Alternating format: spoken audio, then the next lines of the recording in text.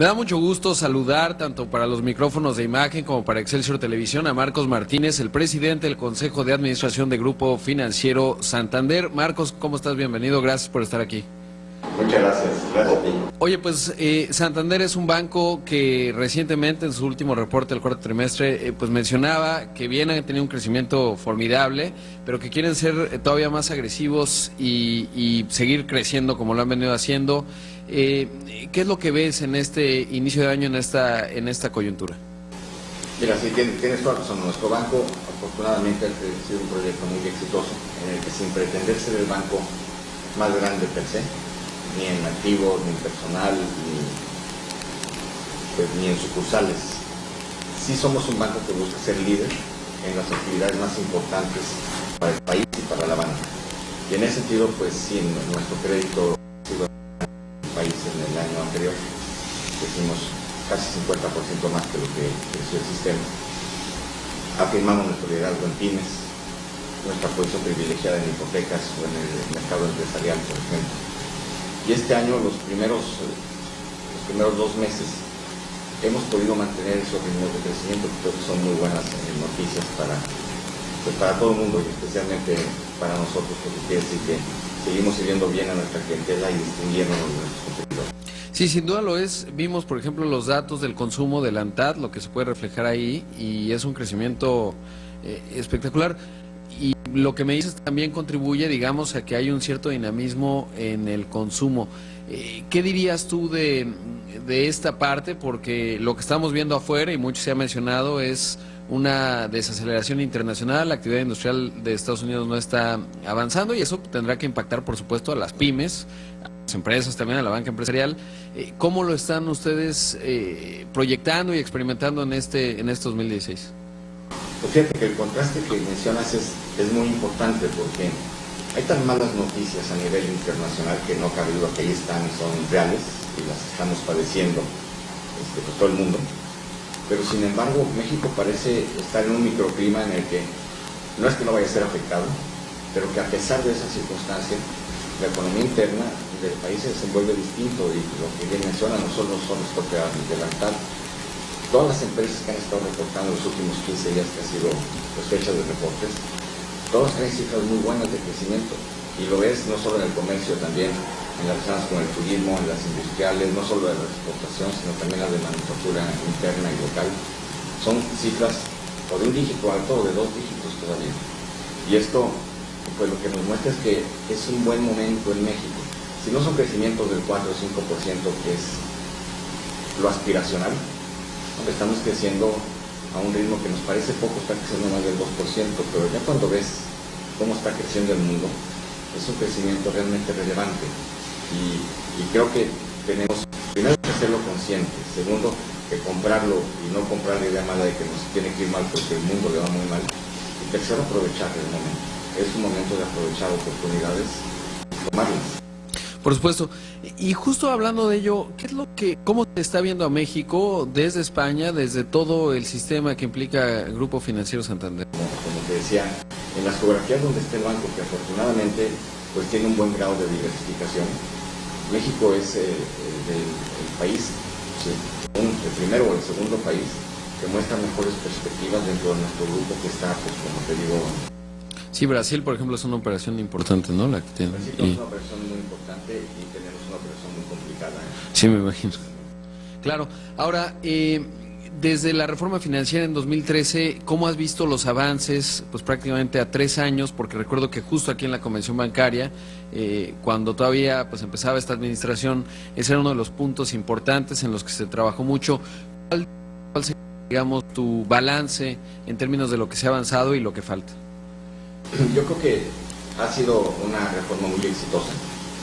Si recuerdas el lema que tenía desde las autoridades, la reforma era una reforma para lograr que se prestaran más y en mejores condiciones, por poner algunos de los aspectos. Y no cabe duda que se ha prestado y se ha prestado mucho, de estar creciendo varias veces el PIB anualmente. Pues es un reflejo de que ha funcionado, que el sistema financiero, que siempre dijimos que cuando sin reforma lo íbamos a hacer, pero evidentemente la reforma nos ha puesto una cancha en la cual se puede jugar mejor. hemos crecido todo el sistema, es un sistema más transparente que el que era antes. En ese sentido ha habido una evolución importante. Se ha vuelto también parte de las políticas internas, por supuesto en nuestro banco. No te quiero hablar por todo el sistema, que también hablaría bien de todo el sistema, pero en nuestro banco el atender mejor al cliente, el ser transparente con el cliente, el darle las opciones de forma mucho más clara y mucho más eficiente y efectiva, ha sido uno de los propósitos que tiene el banco para ser un mejor banco, más cercano a su cliente y más exitoso. Y la reforma nos lo ha venido permitiendo bien. La banca mexicana está muy sólida y esto ha hecho que, bueno, pues nuestras autoridades aceleren el paso y vayamos adelante de pues prácticamente todos los sistemas financieros evolucionando hacia los Basilea III, hacia los gobiernos corporativos más completos, y por el otro lado pues las crisis en otras partes del mundo donde nuestro banco opera, también todos los mecanismos que se usan para que haya mejor control del banco y mejor acceso a la clientela, como lo hacemos en otro lado, lo hacemos también en México. Entonces importamos mejores prácticas también. Ahora, en el área de la certeza jurídica, que es algo que siempre se ha demandado, por ejemplo, la ejecución de garantías, etcétera, ¿cómo lo observas? ¿Ha habido mejoría en esa parte? Porque al final en la evaluación del riesgo, pues tiene que ver mucho con que puedas cobrar, ¿no? En donde esté el marco jurídico adecuado para que esto pueda ocurrir, y eso incluso beneficia a los consumidores porque se reduce, digamos, el interés que se tiene que calcular. Sí, si lo ponemos en la perspectiva histórica del largo plazo o de mediano plazo, no cabe duda que ha habido una evolución muy, muy importante. Si tú me preguntas dónde hay un reto, dónde se puede seguir evolucionando, sin ninguna duda, Estado de Derecho, como tú bien lo sabes, lo mencionas muy seguido en tus programas, y yo creo que no hay quien no lo diga, es una realidad que no podemos ocultar, ahí tenemos un pendiente. Sin embargo, pues mejoría relativa sin duda. Ahora, ¿qué componente jugará para Santander el fintech? Esto que es pues esta tendencia creciente en donde el banco llega a la palma de la mano de una persona a través de las soluciones tecnológicas, que pues a mí me da mucho optimismo hacia adelante, pensando que ese puede ser el gran detonador que todavía permita que México pues tenga una situación muy distinta en cuanto a penetración de servicios financieros y por lo tanto de informalidad. Clarísimamente es una oportunidad. Yo diría, por el camino tradicional por el que estábamos yendo, el bancarizar, el llegar a un número mayor de la población que hoy no tiene acceso a los servicios bancarios o no es usuaria de los servicios bancarios, va a cambiar. Encuentra aquí una ventana de oportunidad importantísima. Y yo diría que las fintech hasta hace pues no mucho tiempo, hasta hace pocos meses, eran como experimentos pequeños, aislados. Yo creo que está detonándose rapidísimo y que, como bien mencionas, la banca se va a hacer diferente y la posibilidad de accesar a un gran porcentaje de la población se va a dar, y se va a dar muy rápido. Y yo diría que no se va a dar con los servicios tradicionales, lo cual creo que también será en beneficio del país. Creo que serán más baratos, muy fáciles de utilizar, muy fáciles de acceder, muy eficientes en difusión. Son buenas noticias. La banca se va a transformar rápidamente y en forma muy importante. ¿Dónde te imaginarás que estará Santander? Y esto parece una pregunta de cajón, pero hablando de lo que estás mencionando, en 5 años en términos de cómo se habrá transformado esta banca, es decir, ¿cómo te imaginas que será? Menos sucursales bancarias. ¿Cuál será, digamos, lo que ves en un futuro pues, de mediano o largo plazo? Mira, las sucursales siempre son importantes, pero no son indispensables para hacerlo mejor, y a la luz de lo que bien mencionas, pues serán menos relevantes. Yo diría que hoy mismo en día nuestro banco tradicionalmente fue entre el cuarto y el quinto banco en número de sucursales, y de hecho el sexto o el séptimo en número de personas atendiendo. Pero eso habla de eficiencia, habla de que pudimos desarrollar nuestro negocio yendo por el medio no tradicional más importante, que es el teléfono. Ahora vienen otras, principalmente el teléfono, pero con otras aplicaciones. ¿Qué será? Las sucursales ahí estarán, pero creo que van a ser distintas y haciendo cosas diferentes. Habrá mucho más elementos electrónicos, habrá mucho self-service, habrá muchos productos mucho más claramente vendidos, y el cliente sabrá a qué va y será atendido pues mucho más rápido.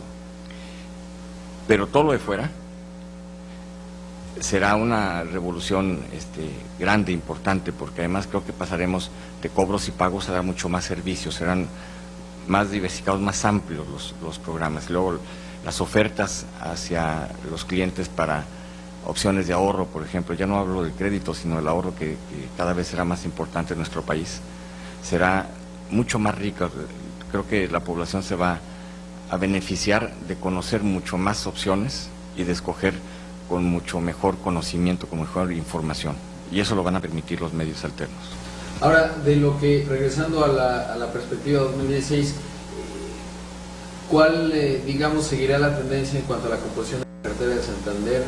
¿Qué tanto? Pues la banca de empresa ha crecido muchísimo, ¿no? La banca de consumo, por supuesto, es un componente indispensable. ¿Cómo observas que va a estar evolucionando este año el pastel, digamos? Mira, este año, como comienzan las cosas, el crédito empresarial sigue creciendo fuerte, tiene que ver con lo que mencionabas hace un rato. En nuestro caso, estamos creciendo 20% interanualmente, que es un porcentaje pues importante. El consumo no tarjeta de crédito lo estamos creciendo al 27%. Por eso te decía que las cosas no han decelerado. Entonces, el mismo tarjeta de crédito en nuestro caso está creciendo más del 13%, contra un mercado que lo hace al 3%. Y con nuestro nuevo producto, la tarjeta con Aeroméxico, pensamos que vamos a dar un brinco cuantitativo y cualitativo también de considerable en ese segmento del mercado, en ese producto. Entonces pensamos mantener nuestra mezcla. Esto un poco diferido los créditos de financiamiento a la infraestructura, y sin embargo yo creo que en la segunda parte del año estaremos encontrando buenas oportunidades.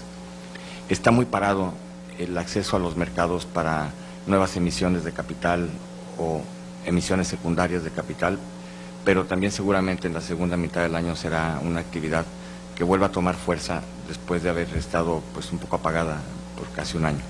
Sí, y es que esto que mencionas tiene que ver mucho con lo externo, por supuesto, la política monetaria, pero también con lo interno, ¿no? Hemos visto, y ahí parte de lo que mencionas, que es pues los recortes, cierta parálisis.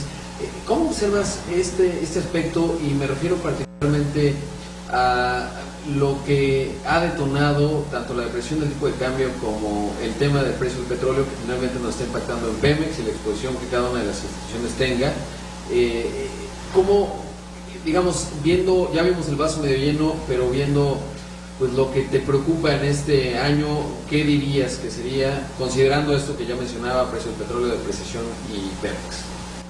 Pues mira, de Pemex claramente la preocupación es cómo apoyar a los proveedores de Pemex a que pasen este periodo complicado. Periodo que, por cierto, parece que está llegando a su fin en la indefinición, pero que evidentemente no se va a resolver en 1 o 2 semanas. Esta línea, que sí salió automática muy rápido, bueno, es una muy buena reacción, pero no te resuelve más que te gusta un 15% del problema, aunque evidentemente está apoyando al número más grueso de proveedores de Pemex o a los más débiles, los que pueden soportar menos esta transición. Pero sí habrá que trabajar mucho en modelos, esquemas, productos que le ayuden a los proveedores de Pemex y a Pemex a transitar por este periodo complicado. Y evidentemente te afecta la calidad de crédito, te afecta, pues te distrae, te quita ánimo porque pues se vuelven más cautelosos las organizaciones, pero pensamos que lo vamos a acabar resolviendo bien. Sentimos apertura de parte tanto de Pemex como de las autoridades.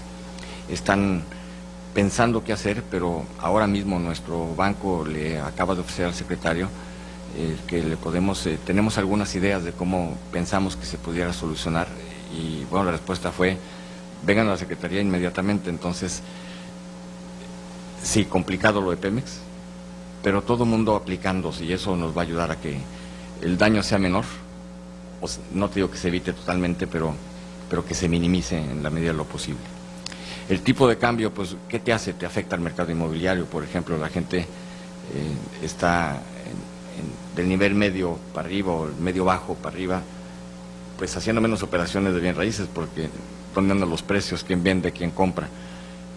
El comercio no, la actividad otra económica tampoco. Entonces, hablando de esas partes que me decías, quitemos lo que está muy bien, pues estas dos cosas, claro que afectan. El tipo de cambio acabará afectando en los precios de los bienes en el tiempo, es indiscutible. Lo que tiene un contenido de importación, pues lo va a tener que repercutir. ¿Cuándo? Vete a saber, de momento sorpresivamente no ha sucedido, y esto tiene que ver con competencia. Te invitamos a seguir cuestionando la información con los siguientes videos.